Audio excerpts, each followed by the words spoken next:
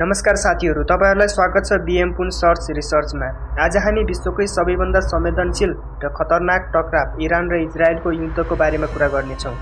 के यो युद्ध तेस्रो विश्वयुद्धको सुरुवात हुन सक्छ? आउनुहोस् विस्तारमा जानौं। इरान र इजरायल बीचको तनाव दशकौंदेखि चल्दै आएको छ।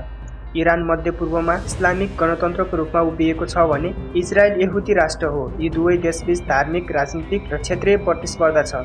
विगत केही वर्षमा इजरायलले इरानको आणविक कार्यक्रमलाई रोक्न कडा कदम चाल्दै आएको छ। यसैबीच 2024 को अप्रिल महिनामा इजरायलले इरानमाथि सशस्त्र हमला गर्यो, जसले इरानलाई प्रत्युत्तरमा मिसाइल प्रहार गर्न बाध्य बनाएको थियो। यो युद्ध अब केवल दुई देशको मामिला मात्र होइन।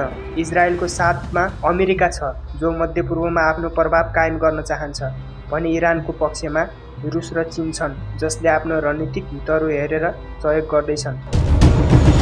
यसले युद्धलाई क्षेत्रीय सीमाभन्दा व्यापक बनाएको छ।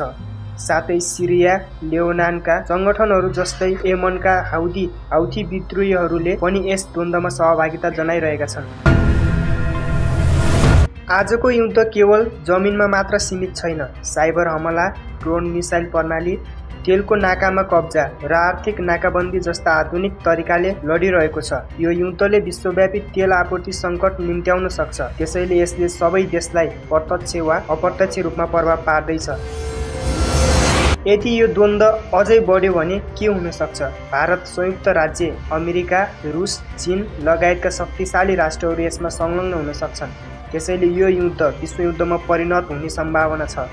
विश्वले अहिले नै युद्ध टार्न कडा प्रयास गर्नुपर्छ, नत्र भने अरबौं मानिसहरूको जीवन जोखिममा पर्न सक्छ।